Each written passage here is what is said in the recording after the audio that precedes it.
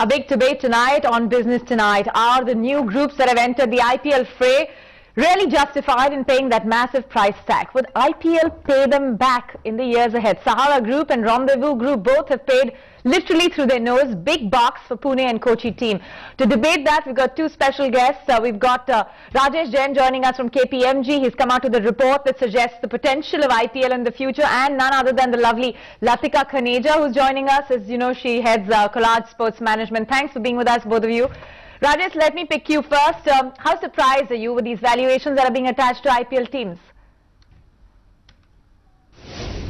Well, it's interesting that you asked that, because certainly one had thought that 225 million would be higher than the reserve price of 225, but I guess if one were to look at it dispassionately, it was perhaps higher than what most industry people were talking, in the range of 250 to 300.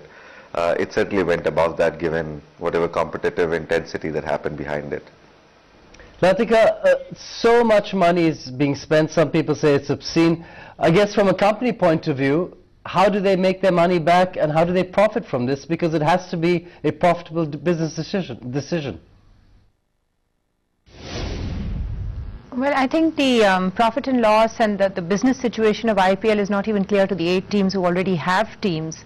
I think what has been decisively proved is it's a successful model, and ultimately the cash flows will justify the expenditures, and there is a larger plan, a bigger, a longer time horizon to the entire thing. So I think it's a lot of sentiment. There's a lot of sentiment. There's a lot of an exclusive club that now a lot of people want to be a part of and see some sort of gain going forward. I think even people very intimately associated with the IPL would not be able to crunch the numbers on the current the sales of the 2 teams, but going forward, I guess it will become clearer. Rajesh, Latika makes a brilliant point there. Not very many people are really familiar with the revenue model behind this, but they all want to be in this bandwagon. There's a sense of euphoria. How do you justify it, whatever little research that you've been able to put together? Because I can imagine not much of this is on the record, isn't it? You know, if you look at the first round of IPL bidding itself, most people thought they were high, but clearly IPL as a concept is here to stay, and it has actually been the only media property of true innovation of its scale and size over the last 2.5 years, which means clearly that sports as a genre, IPL as a media property is happened. And there were clearly people who lost out on the race in the first round of bidding, who would have been interested, apart from the new people who were coming on to the platform. The competitive sort of process of building it to that finale is certainly that created the euphoria to take it to those shall I say, price levels beyond what most of us would have thought. Latika, a model that perhaps could be used for other sports. I mean, obviously cricket is in the Indians' blood. Everyone's bananas over cricket here. But hockey, for instance, which India is both dismal on the field and dismal behind promoting hockey, tennis, any other sport which could perhaps use the IPL model?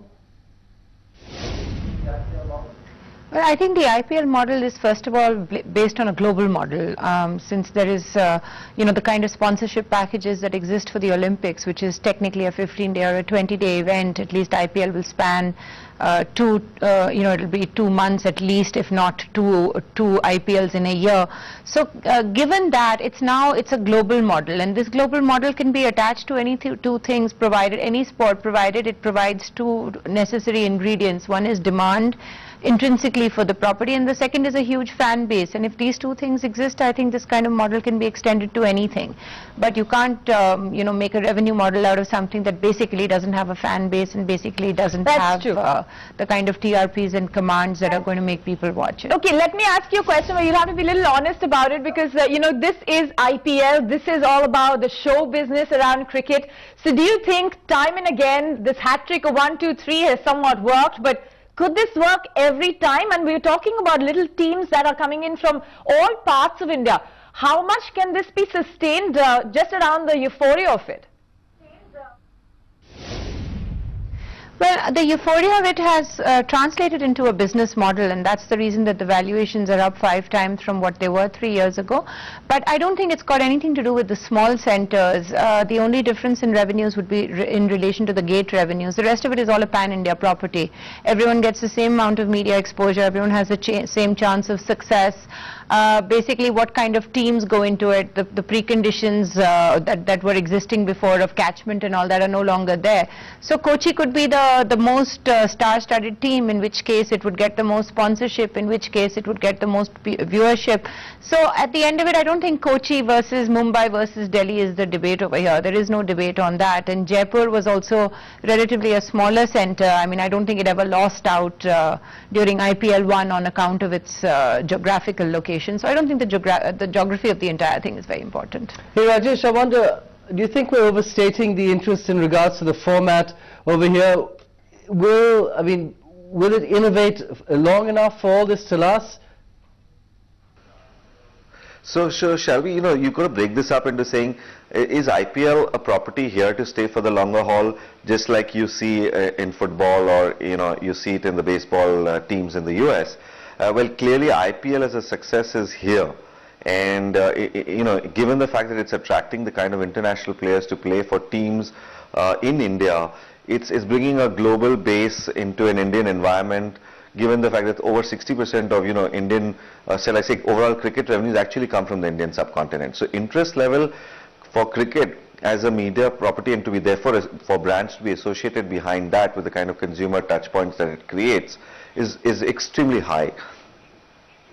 So I'll take that point, but the bottom line is, how are these companies, the consortia who bid, planning to get repaid? I mean, that's the whole moot here, the moot point. What extent will ad rates rise? After all, there are limited revenue streams around this. How much of endorsements can you get? How much merchandise can you sell? After all, break-even points are getting pushed back every time a higher bid comes in.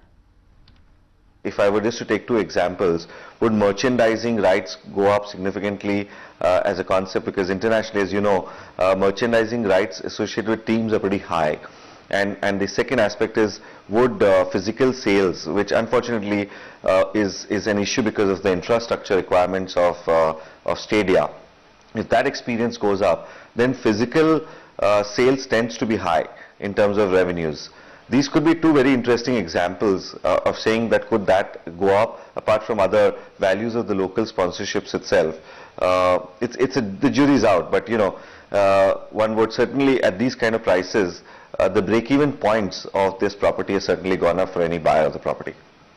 Hey Latika, last quick question to you. We've got the Commonwealth Games coming up in October. Should we forget about the government of India organizing it and our wonderful sports authority and just give it to Modi and gang to make money and provide better entertainment? What do you think? I think that would be a very good idea. I think they definitely know how to take money out of it. So given that there's so much of infrastructure available for the Commonwealth Games, it would probably work out very well. Who knows, tomorrow Latika could be the Lalit Modi of the Commonwealth Games if she'd like. Thanks very much, Latika, for joining us. Good to have you. We've still got more on IPL, but yes, more live on IPL. What's happening on the match today? We'll of course have Kamya Jani, like every night, with us. Kamya. Well, it's a big clash between Sachin and Ganguly tonight, and it's advantage Mumbai right now. Details a little later on Business Tonight. And healthcare stocks on Wall Street are looking very healthy. That and technology and a lot more after the break.